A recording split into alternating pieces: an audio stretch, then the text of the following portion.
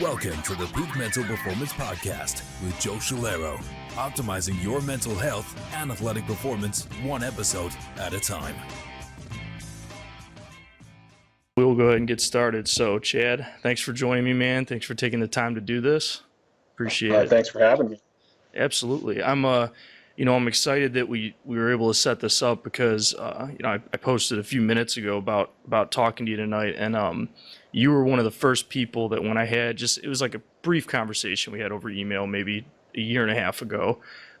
We were talking a little bit about this stuff, and it kind of kickstarted me thinking about changing the way I trained and looking at how that was affecting my depression and my anxiety and my sleep problems, because up until this past year, I had some different problems than you, but some really bad sleep problems, and then the real bad anxiety and depression. And I was doing real heavy max effort work, and I was doing training the kind of the old school mentality, and then we talked a little bit about I think at the time you were spreading out your max effort work every like 2 weeks or something and doing reps in between or something like that, and it kind of just got me thinking about changing up my programming a little bit, and kind of led me down some different paths. So I guess to kind of catch people up that aren't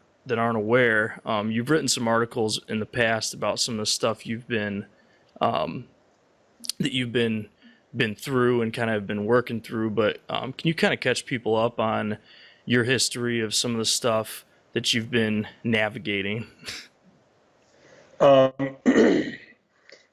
I had sleep problems when I was about fifth grade. So like, what is that, 10 or 12, something like that. And most of my life I didn't know I had them. It was I just kind of thought I was being a pussy and I needed to nut up, and I thought nobody slept very good. I mean, being up all night was just normal. And I dealt with it pretty much through my whole life.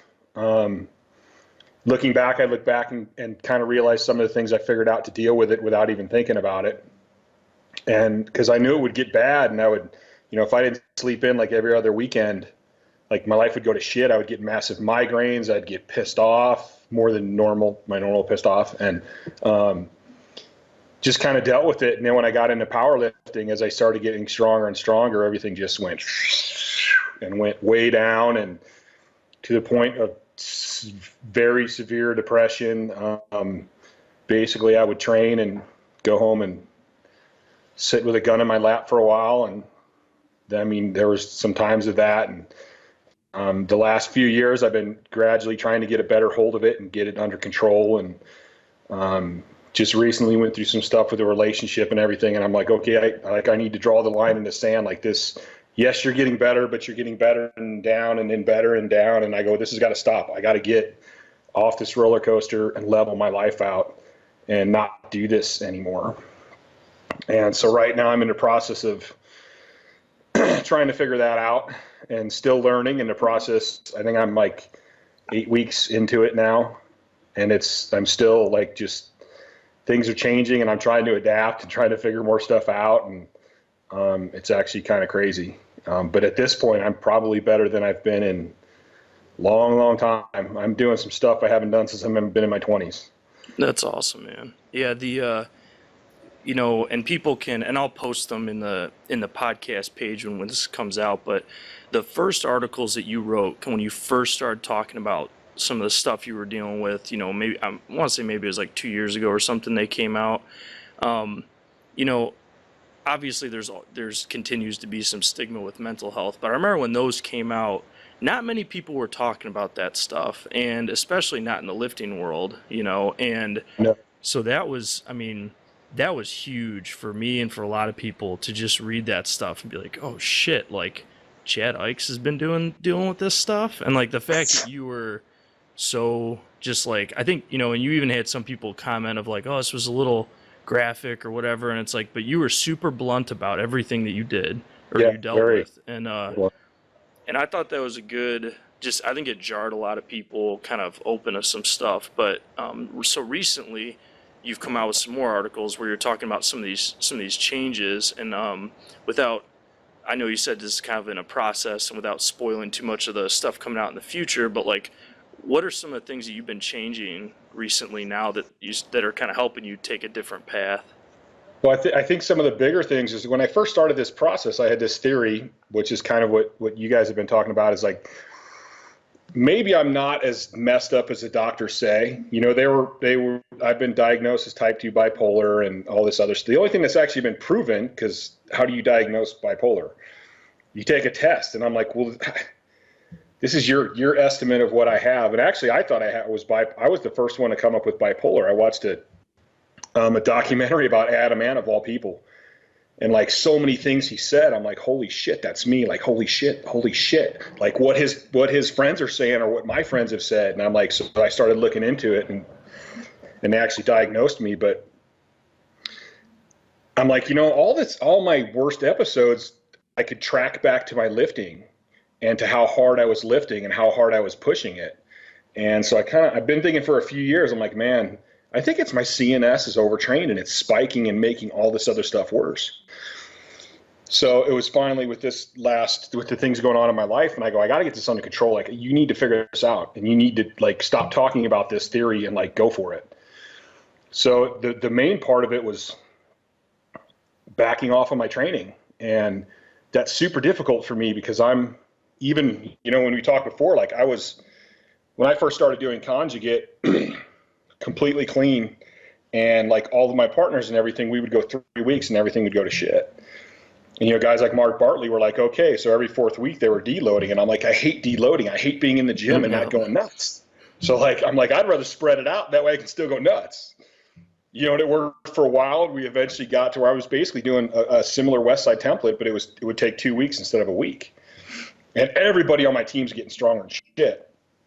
And I'd be good and I'd still push myself over the edge. And so my thing was, okay, you're basically cursed as a type A with narcolepsy. Like you want to be great at all these hobbies and everything you do, and you want to lift and you want to do this and that, and like you don't even have the energy of a normal person. Like, how are you going to do all this when your sleep sucks? And so my first theory was, okay, I have to control this type A personality. And after a few weeks, I kind of started thinking about some stuff and had a couple other things happen. And I went, you know, this is not really solving the problem. This is trying to control the problem. And I kind of realized that everything is going to be more mental in this pursuit than anything else. And like, well, why am I a type A personality? Why do I have to be a best at everything? Why do I push myself so fucking hard all the time at everything I do? And I've been doing, the last few weeks, I've been doing some deep, soul searching, digging into my psyche, looking into my past, and trying to realize these things. And it's like, you know, at some point I need to accept that 45, you know, I did some pretty cool stuff in powerlifting and was pretty successful. And like, there's other things in my life I want to do now, and you can't do everything, you know, and there's other things in life that are more important, and I need to prioritize better and be able to relax and be able to go into the gym and go, okay, well, today's, you know, your health is more important than you going berserk in a gym today. And I'm still working. I'm kind of coming to the conclusion. I've always thought that I could control myself. Like, I'm a kind of a control freak anyway. So I'm like, well, I should just learn to know when I'm overtraining and back off. And I'm horrible. Absolutely horrible at that. I'm notorious. I'm a good coach at it, but I'm horrible at it. I mean, the first day I feel good, I'm like, okay, I feel good. Go back and hammer it. And then I'm like, oh, I feel like shit. And so now I'm kind of like, especially I watched the last podcast with Vinny and Wendler, and I'm like, man, maybe I need to start looking into a program and go, okay, Chad, here's the program that you like, and I'll stick to it. Like, quit trying to judge yourself because you're apparently no good at it. You know, and have a program that's set, and this is what you follow, and these are the days you get to go heavy. So, like, well, it was funny because after I talked to Jim and I re-listened to that episode, I was like, shit, I need to listen to my own advice. Like, I need to listen. Like, me and Jim talked about it for like an hour, and then I sat down and I was like, I know all this stuff, and I still can't, you know, stop myself sometimes. Yeah. and I know when I do it, and then immediately, and I'm getting better at it. Now it's like only once in a while. Before it was like, man, like I was in a similar, I never want to say the same boat because everyone's situation's different, but like, man, I remember when I was driving to Elite on the weekends, a couple hour drive, and I would go train and we do max effort work, or like when we were doing Circa Max or something, I would leave the gym and I could literally feel like the depression washing over me as I was driving home, and it was crazy. And in hindsight, I'm like, why did I not do something sooner? But you know how it is you love training, and it's hard, I think, when training is like an emotional outlet, and you feel like if I back off, it's going to get worse. I have to stay in control, and that was what was hard for me. But yeah, I was same thing, man. Like the days of sleep after training were like a nightmare. Oh, absolutely horrible. Yeah. And that's the funny thing is I was, lifting has always been an emotional control for me because like all the men in my family are angry. I think it's some genetic thing. And I learned at a very young age that like I could be angry as shit and I could do what my brother do and destroy something, or I could go down in the basement and bench till I get plastered with 225 on me and have to roll it down my stomach. And then after that session, I'm like, whew, okay, I'm cool. I feel good. And so it was always that for me. And even now, me and my partner laugh. And when I started this process, I thought, you should probably just take 3 months off of lifting. Just stop lifting for 3 months. And I'm like, I'll kill somebody. Like, there's no way. Like, I have to lift. That's how I deal with everything. And so now it's, I'm trying to balance everything. And even if I am in the gym and I'm light, at least I'm in the gym, and I went back to American Iron a few times, and I started coaching some of the kids, helping them out. And I mean, even that kind of like feeds a little bit of that emotional thing, because at least I'm helping them get stronger, Right. But it's tough. It's something I want to do. It's something I'm going to do the rest of my life. Like, I will never not lift. Like, lifting and life are the same thing to me. You can't have one without the other. And I like going heavy. I love being under heavy weights. I love doing dynamic work where every rep is like everything you have. But I'm to the point now where it's like, it's not worth it. It's not worth like going through the pain and agony and the depression and like all that stuff. So yeah, just trying to find that balance. And I'm listening to Wendler and I'm like, I know this shit. Like, why do I keep doing this? Right. Well, I mean, I remember, even in relationships that I was in when I was training like that, I think the people I'd be, dating or something would start to hate my training, but I think it was because training was just making me a horrible, person afterwards. Yeah. And that was tough too, but But I think when you're an aggressive person and you're training and you're seeing your numbers going up and you're like, yeah. I mean, I actually I had a DR650 and I sold that and bought this new chopper not too long ago. And the guy who bought the chopper was actually a chemistry professor. And we got to talking because he saw my garage and we were talking about training, and he started asking. I usually don't talk too much about what I've done, but he kept asking me, and at one point he goes, well, isn't everything much easier now that you're not competing at that level? And I went, no, it's not. This is hard. I go, when I was competing at that level, nothing mattered but lifting. Like, as long as my bills got paid and I had money to go lift, I was good. Like, nothing else. That was the only focus in my life. I go, now I'm trying to balance everything, and I'm realizing what lifting like that kind of does to my personality, and then what that's doing to the people around me. And I go, this is hard. That was easy. Having one direct focus on one thing is simple. This is like trying to do all these different things and learn how to balance them. And like, I think for me, the hardest part is learning to go, okay, you can't be the best at everything, Chad. Like, accept that you only get to shoot so often. So try to be better than the average person. But like, it's okay to not be the absolute best at every single thing you do. Yeah, for sure. Where before it was like, I'm a power lifter, so I don't care how I can shoot. Yeah. I still want to be good at it, but like, I'm a power lifter. That's what I do. Yeah, it makes sense. I mean, it's challenging, and it's like the discipline of self-control with that stuff is way harder than I think people want to admit. But the something too that Wendler and I talked about that that I kind of noticed too recently for myself, and it's like, sometimes with certain, I think this almost applies to things other than lifting too with life, but like it seems like when I loosen my grip a little bit on training actually gets better, and it's like when I like it seems like counterintuitive, but it's like almost the tighter I was trying to keep this tight white knuckled grip on the control of like just driving it forward all the time was running myself into the ground. And when I used some self control and maybe like, hey, maybe I should have an interest other than lifting, like it actually made my lifting better, and it was crazy. No, it's completely and totally true. I remember when I think when we went from a 12 to a 14-day splitting out our training session, and I got into a big fight with one of my partners, and he's like, I'll be undertrained.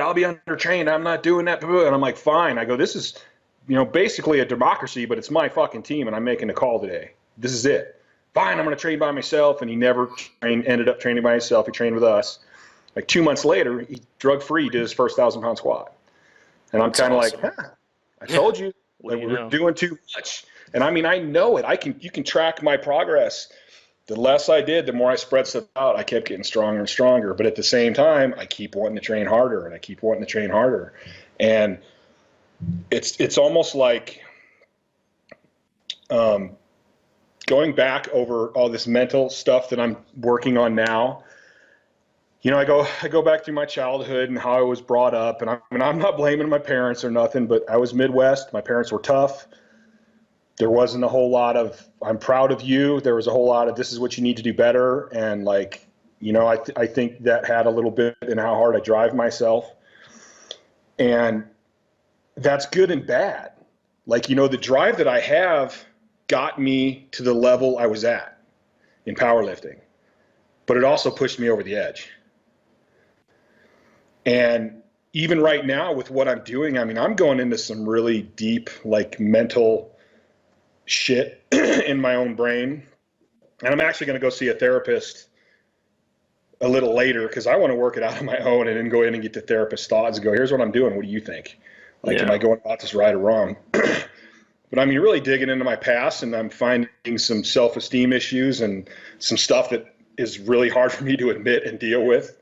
And like the perception of myself, I'm so hard on myself. Like I can never be the man I want to be because in my eyes, I'll never meet that. Right.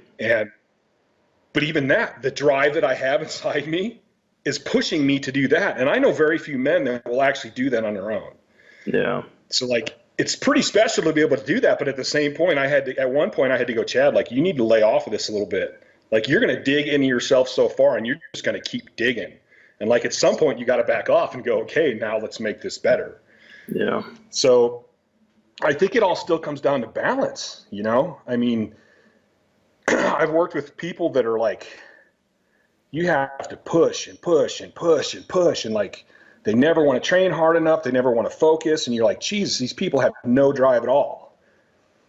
And then there's people like me who I would rather coach because I have to control them. And it's easier for me to control them than me. Like right. I can force them to back off, but trying to get myself to back off is insane. Yeah. So like, it's hard when you talk to people about that because I'm trying to write articles more on that. And it's like, it's tough because there's very few people that, there's like two groups. There's these group that no matter what they do, they're just not going to push themselves that hard. And so you can't tell them, think about overtraining because they're like, oh my God, I'm overtrained. And I'm like, you didn't do shit. There's no way you're overtrained, But then there's this other group of people like me that I go, man, if they would just back off, they would get so much stronger. And so you got to like write to the right people. And it's hard to do that in an article or something without actually working and seeing like, this is that kind of person. This person, I'm never going to mention overtraining to because like the chance of them doing it is never going to happen. This person is killing themselves and not getting anywhere. Kind of like Vinny said about being the hardest working guy with no results. And even with myself, it's like you're trying to find that balance of optimum training. I keep wishing I was like some big popular Russian dude and I could get blood work done like every other week and some doctor could go, you're not lifting today or today go heavy. There's no questions. Yeah, I mean, there's a lot of really good points in there. I think with the articles and like that's something I've struggled with too. I wrote that mental health series, and it's like I feel like I constantly have to put caveats because it's like I know that yeah, there's these people that are killing themselves, and that Mhm. it's like, dude, you need to stop. Like you're running yourself on the ground. But then there's gonna inevitably be some people that are like a little sore and they're reading that and they're like, see, I'm not supposed to be training hard. It's like Yeah.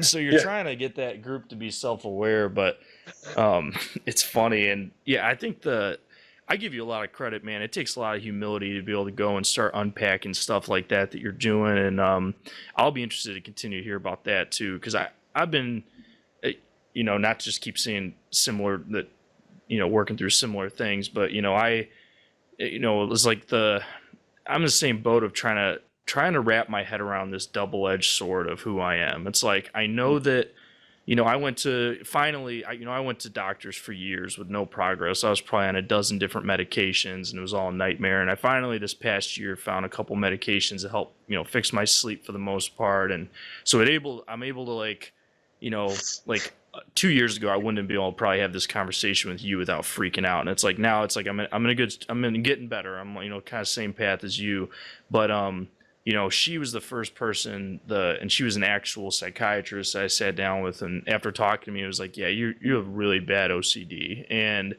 when I was meeting with a counselor and talking through, that was a whole nother experience. But talking through that, I realized, again, like not to blame anything on anybody, but it's like this perfect storm of like my tendencies to be very type A and very honed in on these details and have little things drive me crazy. And then growing up, my dad was a concrete worker, old school kind of Italian family, like very religious and all very good things, like hardworking values. But the combination of that with me being so hard on myself, it's like I'm still struggling with like, man, you got to let some of this stuff go. You cannot keep, knocking yourself down and feeling like you're not good enough, you're not good enough to do this stuff.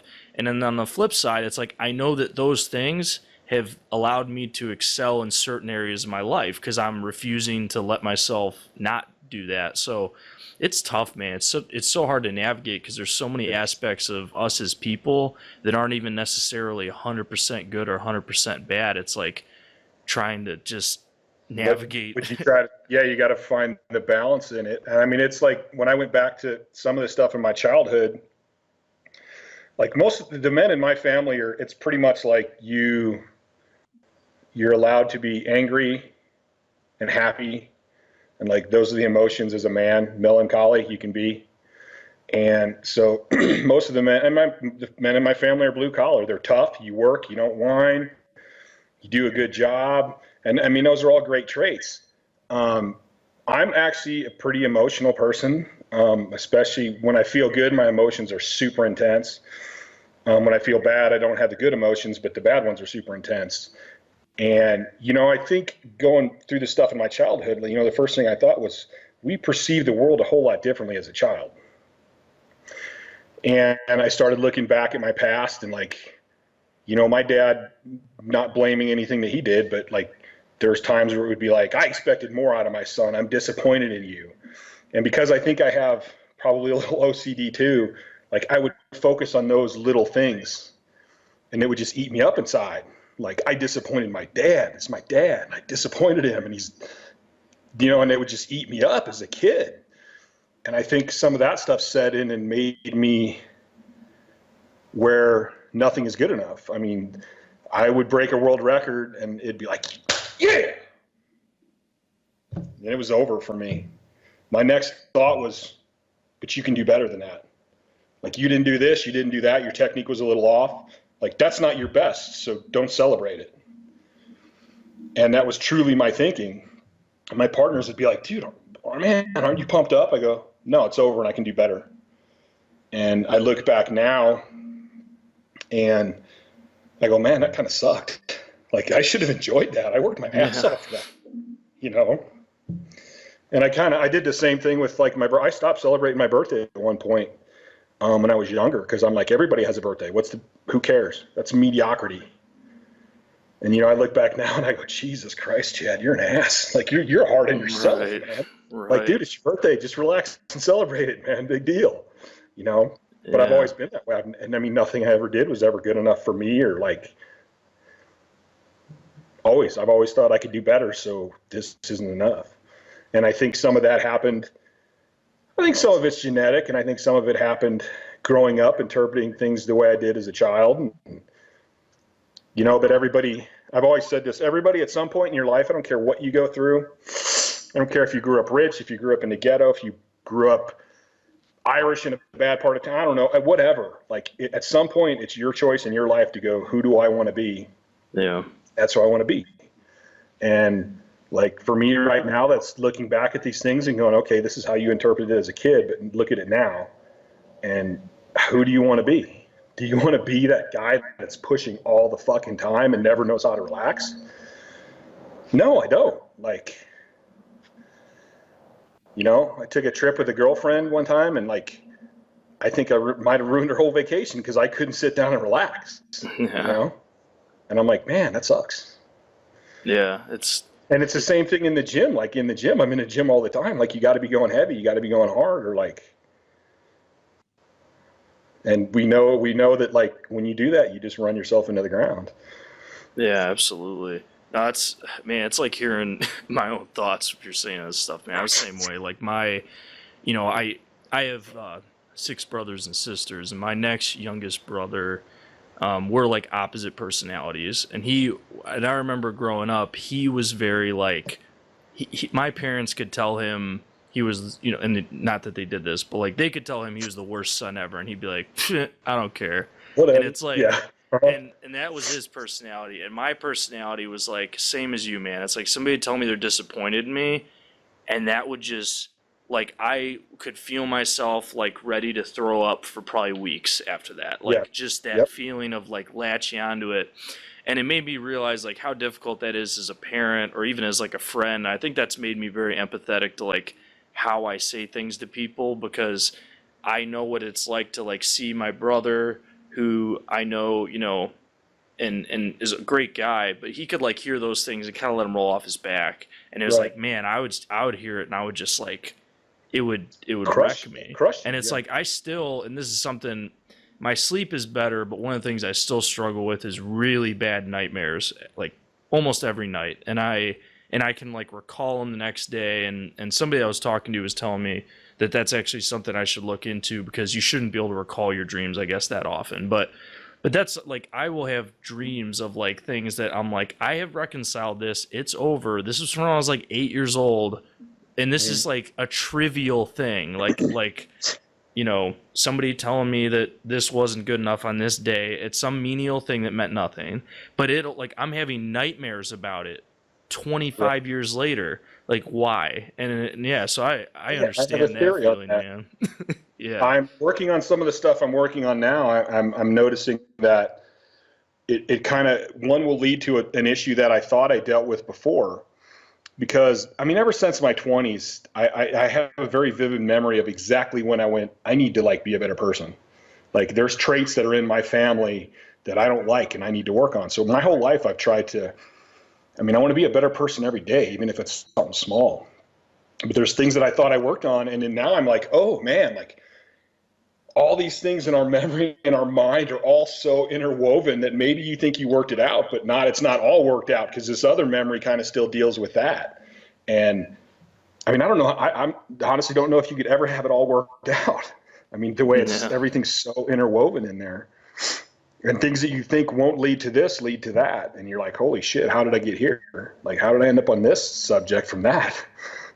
Yeah, I completely get it, man. It's, I'm going to be just interested to continue to, as much as you're willing to share, continue to see your process as you move forward. 'Cause, it's the same things for me. It's like so many of these dynamics of trying to reconcile them, of like, okay,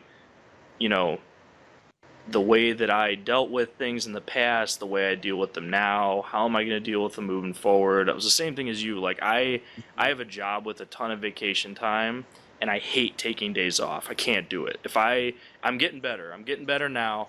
But like a couple years ago, I would I work in a university setting, so a couple years ago I'd have, during like breaks when students would be gone, we would have time off, and I hated it. I was like, I nothing to do, idle hands, and I would end up just like not sleeping for days at a time. It was a nightmare. And people are like, dude, it's your break. Why can't you just relax? And I'm like, you don't understand. I need to be on task. And it's tough. It's funny to me because I'm similar, and one thing I really hate is calling in sick. Like I could be on my deathbed and I would call in sick, and right afterwards I'm like, oh, I should go in. I should just go in. Like that's not how I was raised. You don't call in sick. You just go every day. And I'm getting better about it, but it's funny to me. And I think Vinny talked a little bit about this, getting to the level I was at, and then being around all the other people at that level, and being associated with elite and all the people at elite, and like, and especially when I first started talking about this stuff and putting it out there, it's so funny that the similarities in top level athletes, and especially in strength sports, the similarities we have, the things we've went through in childhood and stuff that are similar. And like, I mean, there's like a certain type of person that puts themselves through what we do. Yeah. And I think there's a lot of similarities. And then if you throw in, if you're, more apt to have depression or some other mental disorder, I think that makes everything that much more touchy. And I've said this before too. First of all, I do not believe I'm bipolar anymore. I'm doing so good right now. I think that mental disorders, I think mental disorders are not as separate as they think they are. I think they want to try and give them all different diagnoses. But again, like how everything's in our mind, I think those mental disorders are all interwoven. I think the diagnosis for bipolar was good, but I think a lot of that came from not sleeping and then pushing my body further and further. But the better I get, and the more I look at my past, I'm like, this doesn't fit anymore. Like, I think I have narcolepsy. I mean, that's pretty much proven. But I think when I don't sleep and I push myself, it leads to all these other things. And how far down I push myself. It's not like I'm a normal person. Like, I pushed myself way, way more than I should have. But it got me what I wanted in powerlifting, or almost got me there. Forgot where I was going with this. What the hell? Oh, it's like everything's interwoven, and I don't know. I think that what I go through, all the things I've been through in my life, I think everyone goes through to some extent. I think the difference between someone with a mental disorder and a normal person is basically intensity and frequency. I mean, even normal people have bad days. They fight some depression. They have some bad sleep. It's no different. And I think even in training, especially with my partners, all my partners are fine and healthy and great. We had times where we noticed, we learned pretty quick about overtraining, and like when my partners would start verging on what my sleep is like when I'm good, they're starting to overtrain, and we would back them off and their sleep would get good. And it was so similar. I'd be like, what are your nights like? And they're like, man, I wake up like every 20 minutes and I can't and I go, yeah, that's a bad night for you. That's a good night for me. But we need to stop. You need to back off for a week, and all of a sudden they're sleeping through the night again. So I think that we need to, when it comes to mental disorders and stuff and training, I think it's not like there shouldn't be this big stigma with mental disorders and stuff. It's not that big a deal. It's just something different. It's the same thing everyone goes through. It's just to a different extent. Yeah. And they're all different. And I remember when I was looking up sleep one time, I think it was fibromyalgia. Like I found a article about sleep studies on people with fibromyalgia. And I'm like, well, it's like mine. They don't get delta sleep. No wonder they fucking hurt. Like, you're trying to say it's fibromyalgia. I'm telling you, if you fix their sleep, they'll probably feel fine. Yeah. I think they're trying to solve a problem instead of getting to the root of the problem and fixing it. Yeah. Oh, I think I think that what you said right there is a problem with health in general in the country, but especially mental health. I agree with you 100%. I think like that's why I'm even hesitant sometimes to use, like, I don't say all the time like, oh, like OCD is this like label category for myself, because it's like I think like you said it's all these symptoms that are interwoven, and then you combine that with like some of it, there's evidence, some of it's genetic, and then we got your life experience, you got your activities that you're doing every day. I've talked with Dr. Serrano about, then you got nutrition, you got drug use, you got all this other stuff. Like all these things are interwoven into it, and we're gonna take all that and package it into one thing and call it that. I mean, like I think, like you said, and I was actually talking to my dad the other day about this. I was able to have so many other things that I was doing work that wasn't working before when I got the sleep fixed a little bit. Like the sleep was preventing therapy from working. It was preventing even like when I would try to fix my nutrition, things like that.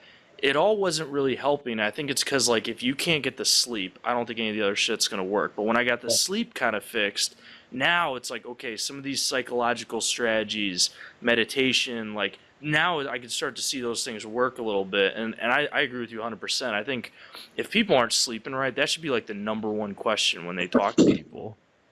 Oh, sleep it's absolutely huge, and it's frustrating to me because I at best my sleep's bad, and like I know people that went to dinner with one of my buddies who's doing bodybuilding now, and he's like, yeah, I should probably sleep more. I get about 5 or 6 hours a night. I'm like, dude, you can sleep. Why aren't you getting 9? You want to get leaner and bigger, then sleep more. Like, it'll work. And OCD stuff, I have this game I like to play with my normal friends that are supposedly healthy. I like finding people's OCD. I think everyone on this planet has at least one OCD thing, and they all get pissed off when I bring it up too, because they're like, "No, I don't," and then they start catching themselves, and you're like, "God damn it!" Now every time I do it, I think about that. I go, "We all have OCD to some extent." Like everyone I know does something, whether it's how they tie a wrapper or how they throw their trash away or how they eat. Like everybody has at least one thing that they're OCD that's always exactly the same. Yeah, absolutely.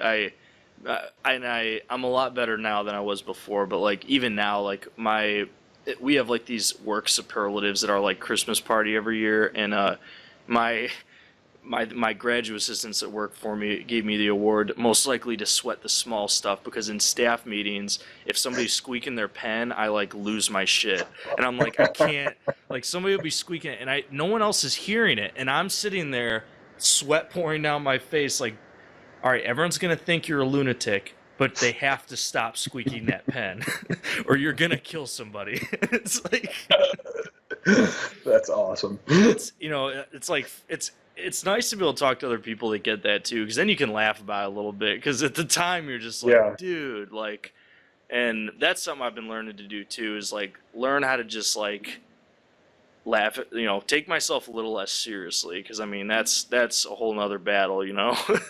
Yeah, that's a big one too. Yeah, that's another thing about mental disorder. I mean, that's when the first article I wrote was in my training log, and it was the worst. The bottom. It was my bottom, and I decided I couldn't kill myself because I couldn't do it to my niece. And so I'm like, well, I got to do something. So I wrote this huge long article, and I sat at my computer for hours, and then finally I just went, fuck it. Sent it, and the response was crazy. I mean, I thought I was going to lose my sponsors. I thought I was going to just like, okay, that's it, and everybody was awesome. And at that point I kind of went, wow, like people need to be more open about this. I go, there's a lot of people that feel this way and they all feel alone. And for me, it's different because I'm cool alone. Like it doesn't bother me. I'm an introvert. I'm way more social now. I mean, I'm more social now than I've been in a long time because I'm getting better and better. But I'm okay. I'm still okay being alone. But even now, I do get to talk to people, and I actually have a friend. She has MS, and which is completely different than what I go through. But she struggles with the sleep and how tired she is. And I don't know, if a month or two ago, I ran into her at Walmart, and I think we spent 3 hours talking and just laughing because, like, I'm like, man, people don't get it. Like, you're so tired. To actually open your mouth and say hello is exhausting. And people are just like, you're a crabby, and you just want to punch him in the. And we're laughing because we both understand. Like, yes, you can get so tired. Talking is exhausting. And most people are like, what are you talking about? What's that tired? Yeah, absolutely. But to actually talk to somebody who goes through it and understand it is huge. I mean, and especially if you can start kind of laughing about it and just like, it just makes it all easier, Yeah, absolutely. Yeah, man, I was at a point, and I'm like, this year has been my year of like trying to do things that I couldn't do before. Now that I'm doing a little better. One of them is just talk to people on the phone. For years, I couldn't talk to people on the phone, man, and it was like, occasionally I could, but it had to be very like structured. It had to be like, get on the phone, get what you need to know, tell them what they need to know, get off the phone. Mm-hmm. So I went a couple years without talking really to my family, and it was hard. And I know that like it's hard for they were understanding to a certain extent, but it's hard when people don't, if they don't understand how you're feeling on your end. People, I think especially when communication's hard, it's really hard, because then if other people you start to feel like other people are taking it the wrong way, and then man, it makes you beat yourself up even worse. Yeah. And now it's hard for me for a long time, but like you, man, it's like I still, good days, bad days, I have ways to go, but now that this year's been better, it's like, man, just to be able to like talk without just like BS on the phone for half an hour with somebody is like, holy shit. Like, it's like, and at the time I didn't realize how not normal I was feeling. And then when you feel a little normal, you're like, damn, dude, that was messed up. Like, and it's crazy. And that's why, like, I some people who probably aren't dealing with stuff are like, dude, Joe's beating this mental health stuff thing to death. But it's like, there are so many people out there who don't know what, quote, normal is kind of a bad term, but like they don't know what like healthy feels like. Right. And it's like, with the training stuff, with all this other stuff, I'm like, dude, if you can get 10% better and you can feel that little bit of relief, like you'll want to fix stuff, because it's like, well, I think that I have all these little habits of myself, and one of them is like I can relate so many things to powerlifting. Like powerlifting taught me so much about strength training, but it also taught me so much about life. And then lessons that I learned in life, I can take back into powerlifting. So for me, even talking about the mental stuff, I mean, I hope that it helps people that have disorders. But I've had people call me and go, man, thank you for that article, because my buddy has this, and like I didn't get it, and now I kind of understand it, so it's easier for me to help him, and that's awesome. And then, like I said, everybody's got some of these issues. Yeah. And if somebody watches this who's perfectly healthy and they go, well, shit, man, I'm training and I can feel myself getting crabby too. Maybe they're right. Maybe I do need to back off a little bit. Because I mean, I think there's points in training when you need to overtrain and you need to stress your central nervous system, and you got to get used to it. But if it's making you feel that bad, even if you are getting stronger, you're not getting as strong as you could be getting. Yeah. So I think it all goes back and relates to everything, and it shows. I mean, it just shows with somebody like us who's more sensitive to that training. It shows how important that balance is. Because say we're overtrained, say 10%, and it like kills us. Well, that 10% is still going to affect another person that's still slowing their gains, And if they can, and that's what I try to explain to people about sleep and stuff. I go, listen, I'm like hypersensitive to it, but honestly, that's a good thing. That's like a normal person can take advantage of my hypersensitivity, just like the guys on my team. I knew sleep was so important, and I know all the little intricacies of it. So like I could watch them and I could see how their sleep was going, and I could see when their speed slowed down and go, wait a minute, how's your sleep going? What's your appetite doing? What's this going on? Because I was so sensitive to it, I learned to see even the little bits in other people. And I mean, so I think even normal people, if they watch this, and hopefully they'll laugh at my dumb ass or something, but I mean, I think there's things anybody can learn from this, because like I said, it's all related. It's just different levels. Yeah, absolutely. And I think, to your point too about when people being self-aware of like when things start to get, a little shitty, like looking at their training, I think there's a lot of things in powerlifting that people do only because they feel they should do them. and they're not really doing them because it's the best thing or because they know why it works. They're just doing it because it's kind of dogma. It's what they should do. And some of that, there's nothing wrong with it, but it's like I had somebody after I posted a status, and part of it was because I was thinking about our conversation today. I posted a social media post about people not training higher intensity in their max effort work if they have really serious problems that are getting worse. And somebody sent me a private message and was like, hey, I've been training, doing max effort work every week. I have pretty bad anxiety. Should I stop doing it? And I was like, well, it shouldn't. If you stop doing it, it shouldn't be because I tell you to stop doing it. Yeah. I was like, I asked her, I was like, how do you feel after you do max effort work? She's like, oh, I get a lot worse. I'm like, you just answered your own fucking question. Yeah. And it's, but it's like, I can't even falter because I did the same thing for so long. It was like, it's so simple, but it's like, it's hard, man. Just making adjustments to yourself. But I think it's hard. I did the same thing. I grew up training in my basement, and like literally if I would squat and if I could walk up the stairs, I wasn't done squatting, and I would go squat until I physically could not get up the stairs. And yeah, it was fun. I actually enjoyed it. I loved the challenge. I like pushing myself that hard, but it was stupid. I could have been way stronger in high school if I would have just been smarter. Yeah. But one of the things, I love going to the gym, and especially when I'm working these kids, they're doing an exercise, and I go, why are you doing that? I don't know. What do you mean you don't know? Then why are you doing it? I don't know. Yeah. Like, dude, come on, man, think. Like, learn. Like, strength is not about following. It's about learning. Because no matter, everybody's different. Like Vinny said, all the top guys train different. Like, just train hard, but you got to learn what works for you, And then the technique on supplemental work is just pissing me off. Yeah. Everybody, I guess they think supplemental work is, it's supplemental. It doesn't matter how I do it. No, it does matter. You're working your outer head of your triceps when you're supposed to be working your inner head because you're doing it like shit. Like, focus on what you're fucking doing. Yeah. Well, it's like, something, Vinny and, Jim talked about when I talked to him is like people are stepping over the dollars to pick up the pennies, and it's like the stuff that you should be focusing on to do right gets neglected. Yeah. One of the things that I've found too with training that I've liked, the training I do now is kind of this. I'm kind of making it my own, so it's a weird hybrid of things. But like one of the things that I've liked doing is on my, I have kind of my speed work structured type days, and then on my other days I'll do kind of like Jim does in his program of like the as many reps as you can set. That's like the one top set, and I've found that seems to help me. Because they're usually in like the 65 to like 85% range, somewhere in there.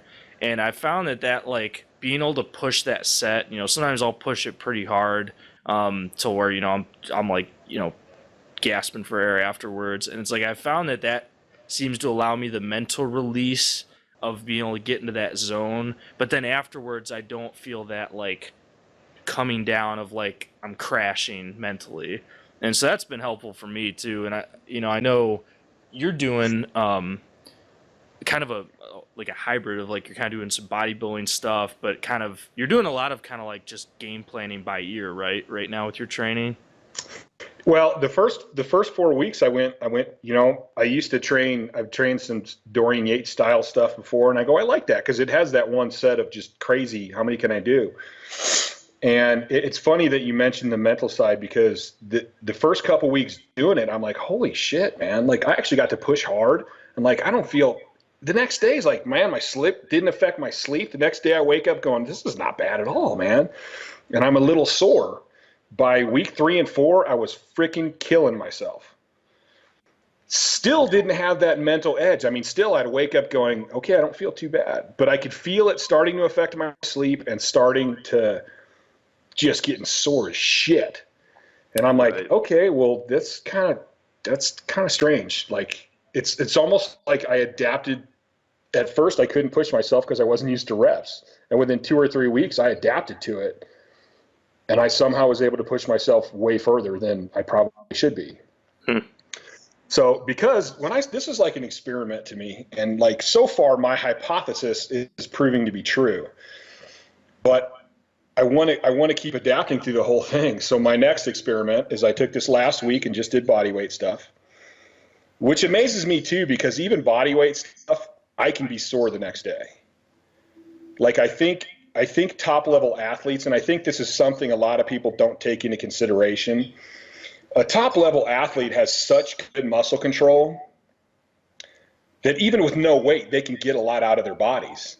And one of the examples I had with that is I was helping Dave at a seminar one time, and we were demonstrating a squat, and I had like 135.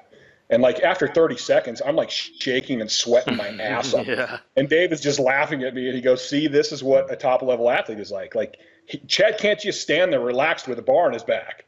And I couldn't. Like, it's a bar on my back. I'm blowing my air out, and I'm tight, and I'm holding it, and like I just can't relax. And so a top level athlete is able to push themselves further with even no weight. So my plan for the next 4 weeks, I'm going to call this no missed rep June. Like, I'm going to try to do 3 sets of 10, and I don't want to miss 1 rep the whole month. And then see where I am at the end of that month, how that affects me, to hopefully not push myself as far. And I'm not even, like right now, I'm not sure I would recommend anything I'm doing specifically for someone, because I feel like even though I've gotten better the last few years, like my body's still pretty, like I think my central nervous system is still pretty jacked up. Right. And I suspect it's going to take 2 or 3 months of not going crazy before it even kind of starts to get back to normal, which is exciting because I feel really good. Like That's awesome. I'm doing crazy shit. Like I've actually called people like and go, "Hey, you want to go out and you want to go to dinner or something like that?" And like I go to dinner with people every now and then, but normally it's like I happen to say it when I feel good, and then it comes time to do it and I'm dreading it, but I said I was going to do it, so I'm going to do it. But to actually go, I'm going to call so and so up, and like the last week I bought a beer at the grocery store. I can't remember the last time I actually bought beer just because I felt like having a beer. Yeah. Like, these are things I haven't done since my 20s. So I'm That's like, awesome, man, if I'm getting this good right now, and I think I'm still a few months away from like getting back to completely neutral. Yeah. What the hell am I going to be like 2 months from now? Right. No, yeah, I'm in the same boat, man. This like last couple months, it's like I'm like, I've been usually in the evenings. I feel like our routines are almost kind of similar, but and a little different. Like I know you ride your BMX bike a lot. I walk my dog like miles outside in the evenings, and I found that it's just helpful being outside. And I had a couple nights where I called somebody that I had to talk to about something. I was like, that was way easier than it used to be. I'm gonna call somebody else. And I called like 5 people in a row, and I was like, shit, I gotta start calling all my friends now because I haven't been able to call people in years. Yeah. And it's like, yeah, it's so crazy. And I'm the same boat as you. It's like, man, I know there's still progress to be made. Man, imagine what like my relationships and my ability to do stuff. I mean, like 2 years ago, I remember I tried to go travel for holidays somewhere, and I couldn't. I tried to stay in a hotel, and I literally had to pack up and leave halfway through the night and just lose the hotel night because I couldn't stay there. It was freaking me out. And it was like now I'm like in a place where it's still a little hard, but it's like I can call somebody up and be like, hey, can I like come? Let's do a weekend something. And I'm like, dude, it's awesome. So I'm pumped to hear that about you too, man. It's funny all the small stuff, and you're like so excited about what basically anybody else is like. I don't get it because I do that all the time. Right. Yeah, you don't understand, dude. You don't understand.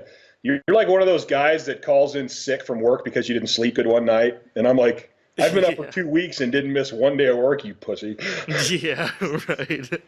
Yeah, it's like it teaches you this like really sadistic appreciation for things. One of the things that really spurred the changes I'm going through now was the relationship I was in. I got bad. I was actually had one of at the highest level I'd been in a long time when we started, and I got bad. And the way things worked out, I ended up like really seeing almost like the experience flip-flopped, and I got to like really see what I was like. And I had a marriage years back that basically, it was both sides, but I got bad, and I think that spurred everything. And like, after that, I did a lot of thinking, and I'm like, I need to start working on this and stuff. And like, it's almost like I would see a little bit of what I was like, and then a little bit of what I was like. And then even this time, I'm like, well, when I'm bad, I'm not that bad compared to what I used to be, so it can't be that hard to deal with, And then as it flipped and I kind of got on the other end of it, I'm like, holy shit, like, this is horrible. Like, I feel like a piece of crap. I feel like I'm a huge asshole that I put her through this. And I mean, it's not that it's not like I don't beat women, I don't lie, I don't cheat. But like, when you're this very affectionate, very loving, very touchy-feely, very outgoing man, and all of a sudden you become this like zombie who your eyes kind of glaze over, and you like try to tell someone you love them, but like you're like dead inside almost. Like, that's hard. That's really difficult. And so that was kind of for me, what spurred this is I'm like, holy shit, like, I can't do this to anybody again. I feel horrible that I put her through that, And so it's interesting to see the little things, and even getting better now. I'm seeing that again too, where I'm like, wow, man, because I think I'm better than I've been in a long, long, long, long time. So like, I'm seeing these little things and going, wow, like, holy shit. Like, I'm the one riding my BMX bike, and I'm the one that's waving to people, hey, how you doing, as people pass by, And I'm like, wow, did I just do that? Yeah. Holy crap.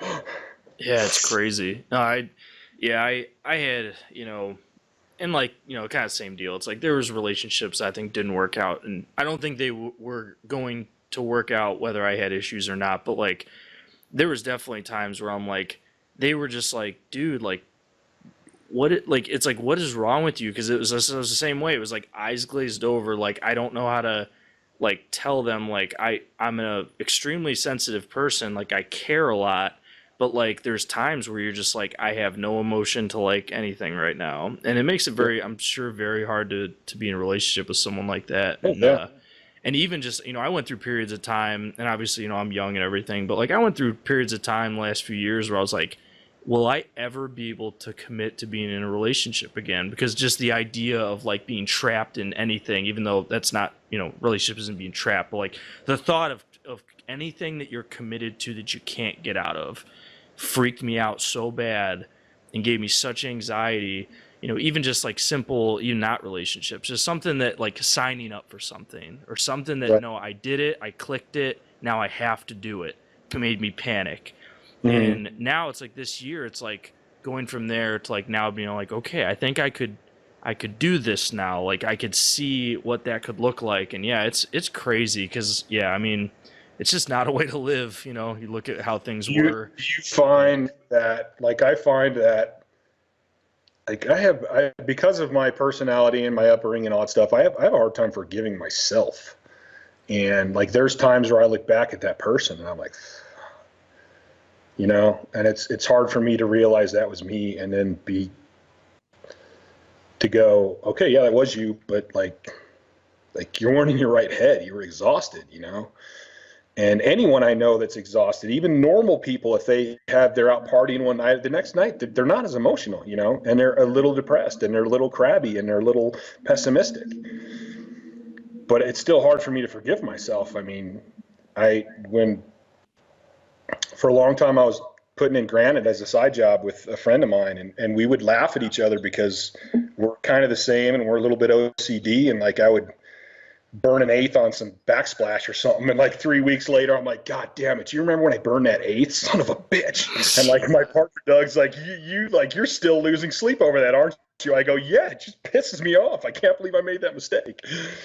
Yeah, I completely understand that, and it's I think probably a little bit the same as you. It's like getting a little better has made it, at least, I still have times where I'm too hard on myself, or I have trouble thinking about things I did in the past and like not being too hard on myself about it. But at least seeing things get a little better has been helpful, because it allows me to go, okay, yes, you were responsible for every action you took and things you did and things you said, but that wasn't you. Like, that wasn't really you. And, and that's been just encouraging me to like, all right, let's just keep moving forward. Like, let's keep becoming more, if right now I'm 30% me, let's get to 40%, let's keep keep getting there. But yeah, I mean, it's tough. Like I think one of the hardest things, and I still get like the little bit of a, I still have a hard time with it sometimes, but I think what made relationships like near impossible for me was like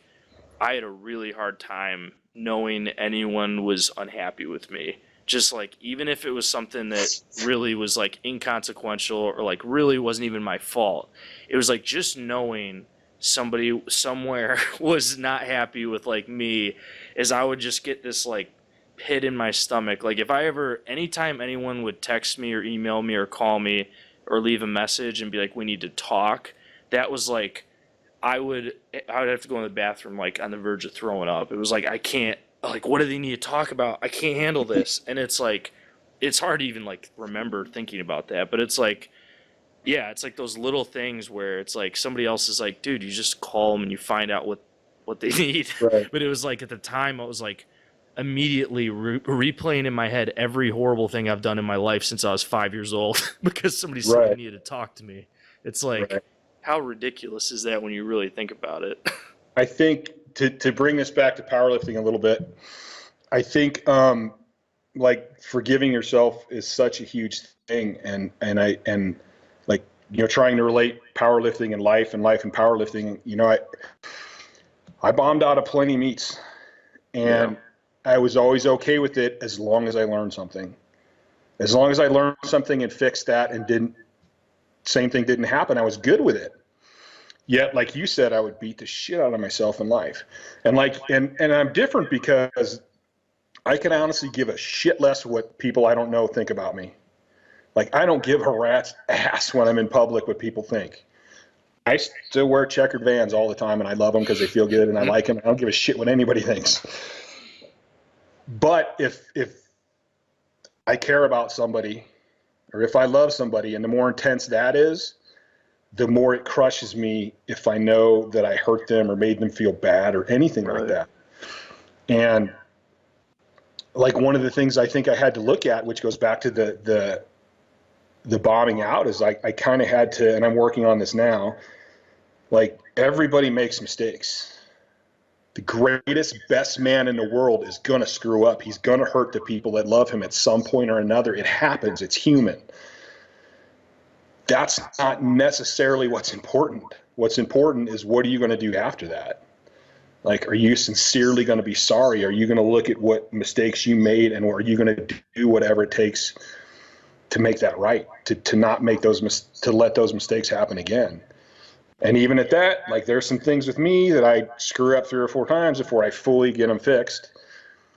But I think you have to, it's like in lifting, we're going to make mistakes. You're going to miss lifts. I mean, I know people that will miss their first lift and they're done. They're basically out of the fucking meet because they're so fucked up that they missed that first lift, and it's in their head, where it's like, I'm notorious for missing 2 lifts and going up and slamming my third, because my view was like, it's like a bat. It's like a swing. It's like a golf swing. Like, they're all individual. Yeah. Just because I missed this one doesn't mean I'm going to miss this one. And especially because I'm such a technician, like, I always know why I missed it. I've never missed a lift because of strength. Yeah. Ever. I've missed a lift because I did something wrong. So I'm like, so what? I didn't get my abs tight. I'll get the next one. Big deal. And it's funny that I had that ability in powerlifting, but in life I was the complete opposite. So this is one of them instances where, like, I got to look at powerlifting and, like, modify my life to how I deal with powerlifting. Like, that got me successful, those skills. Why am I not doing that in my life the same way, looking at it that way? Yeah, that's such a good point, man. I mean, yeah, it's like I was thinking about the other day, kind of along those lines, like, I think one of the reasons I like powerlifting so much is because it's so, like, such an analogy for life. It's like, when you look at how a meet works, when you look at how training works, the ups and downs, the fact that you push yourself past your abilities and then you're able to do better, and the whole idea of a personal record and a PR and getting better, like, yeah, those things, are incredibly important. And I think, to sum all of these things up, we've been kind of talking about and shooting all over the place, as you nailed it. I mean, it's taking some of these things of perseverance And I think the biggest thing I keep telling people that I talk to that are struggling with mental illness things right now, and especially people that train, is I'm like, you need to just treat it like this is a battle, this is a project, this is an ongoing process, and you need to be strategic. Like, let's go at it. Like, it's not like a 100% win or lose thing here. It's like, let's take the little battles and get the little victories, and keep chipping away. It's not something where after you wrote your first article it was fixed. Right. It's like, you're in a process, and like you even said, like, it's an experiment, right? It is. And that's, I mean, I think that's one of the things I liked about strength training is that you're never really going to learn it all, because everything is going to adapt. As you get stronger, what got you that strong, what got you a 600-pound bench isn't necessarily going to get you an 800-pound bench. And so everything's always changing, and you always have to adapting, and you're always learning. And then, like, there's this whole evolution of a power lifter. Everything that got you strong, and then by the time you're a coach, you've learned all this stuff. Now you're starting with people at the bottom again, and you're learning more, and you're adapting, and you're changing. And it's always this evolution where it's never solved. Like, you're never going to be. And it's funny because I talk to so many top lifters and stuff, and like in the back room, they're like, man, I don't even feel like I'm a coach. Like, I don't even feel like I know everything. And it's like, these people are freaking geniuses. They know all kinds of shit about strength training, and they still feel like they don't know it all, because there's just always so many different things, and it's still dealing with the human body. And although the scientists think they know how the human body works, everybody's different, So you got a guy with a shit ton of fast muscle twitch fibers. You got a guy with a shit ton of slow muscle fibers. You got a guy that's got more genetic testosterone. You got a guy that's, there's just so many ways people can be different, and the training has to be adapted around them. So it's just like, you can't ever be done learning. And that's one of the things. I think when people get into this sport and they approach it, they need to approach it like, I want to learn this. I don't want to do this. I want to learn this. And I want to be able to get to the level where I am coaching myself, where I am doing my own programming, and always be willing to still bounce your ideas off more knowledgeable people and listen to more knowledgeable people. But, there's a lot of people that follow, and it's the same thing in life. You can't follow everything. I'm all for people going to psychologists when you have problems, but like, take their advice and listen to them, but think about it yourself too. Like, because they're going to feed you their experiences of what they learned and then what they dealt with other people, but you can throw your own stuff in there, and you have to, because you're different. Everybody's different. Yeah, I agree 100%. One of the biggest reasons that I took over just doing all my own stuff with training and stuff was like, and it's the same thing with life. It's like, I'm the only one who, or not the only one, but like, I'm the one who primarily has to live with the consequences of my actions. So why wouldn't you take control of your actions? Like, you're the one who's got to live with it. So I agree 100%, man. That's where it baffles me when I ask people, like, why are you doing that? I don't know. Yeah. I'm like, well, whoever told you to do it, didn't you at least ask them why are they having you do it? I don't know. Are you kidding me? Like, you're just randomly following what they say, there's a point where that's good, but like, you should be asking them why you do it. And I say that too. I tell people, if I coach them, I go, ask me any questions you want. Yeah. Like, there's a few things I may at some time go, I'm having you do it because I know it worked for me, and we're going to try it on you. Yeah. Usually I have a much better answer than that, but sometimes that's what I got. Yeah. But if you got a coach and he can't answer questions, he shouldn't be coaching you. Yeah. I agree. It's kind of, I think it was Einstein said, if you can't explain it simple enough that people understand it, then you don't know it well enough. Absolutely. That's one of my favorite reasons for talking to Jim. Jim can break stuff down so simple, like, and it's because he's a good coach. Dude on top of it. Yeah. No kidding. Well, man, all this stuff has been extremely helpful. I think it's going to continue to be really helpful for a lot of people. And then from a selfish standpoint, it was just helpful for me to hear that I'm not the only one that deals, with even, I know that I'm not the only one dealing with this stuff, but like, even the little like things that, talking about, like, man, how, like, it's freaky how similar we are, man. So, like, all of us, all these lifters, man, they just, like you said, there's just these crazy similarities, and it's interesting. I'd be interested to obviously continue to read your articles and everything, but I wouldn't even mind if you want, maybe, check in and, after, 4 or 8 weeks if you're continuing to do this, and let's see how things are continuing to go. Because I know I'm learning a ton from what you're doing, and I'm sure a lot of other people will too, so. I'm more than willing to do that. Especially the better I feel, the more I like doing it. Because, I think I said in one of Chris's interviews, I kind of feel like, I don't know, maybe I'm supposed to do this or something. I don't know, because it's not easy to talk about this stuff, and like I'll definitely tear up sometimes, but like I have the ability to talk about it. And a lot of people don't have that ability. So I'm like, if I have the ability and I can do it and it's helping people, even if it's helping a few people, then it kind of feels like it's my place to do that.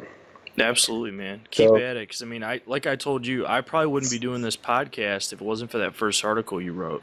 It's huge. A lot of the stuff a lot of the stuff that I've been doing is because you made the decision to write that stuff out, and it made me realize, like, to go start doing something about this, like do something about it. And it was, I'm in the same boat, man. I'm like, I know what it's like to be in some dark places. And if we can help people start getting some relief, it's like, let's just do it. So yeah, man, I'll be excited anytime you want to chat more.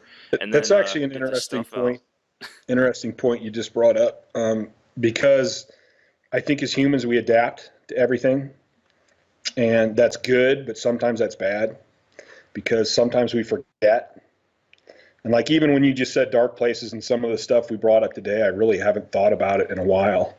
And I think that's something I need to not forget. Yeah. Because it helps me remember how far I've been. And it helps me stay focused. Like, yeah, I kind of do remember that, and I don't fucking ever want to be there again. Yeah. No, I think even I've said this before back into powerlifting again. One of the best things you can do is learn and then help other people. Yeah. Because even at my highest level, I would coach people and go, man, you're not doing this. And I go, whoa, wait a minute. I don't think I'm focusing on that very much at the moment either. Yeah. So I think coaching and helping other people is one of the best things you can do for you. Absolutely. And even in this, like talking about this stuff, it lets me remember what I've been through, lets me remember where I'm going. And like, it lets me remember how good I'm doing now, or lets me see how good I'm doing now. So like, it's just as good for me doing this stuff as it is hopefully for other people to hear.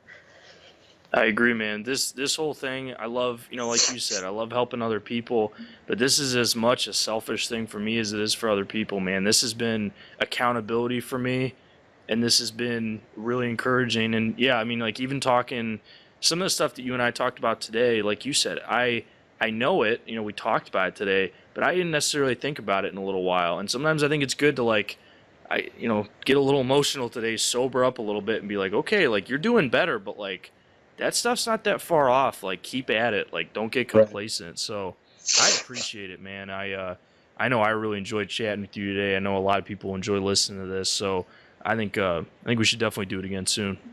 Yeah, I'm all for it. I had a blast. Thanks, Chad.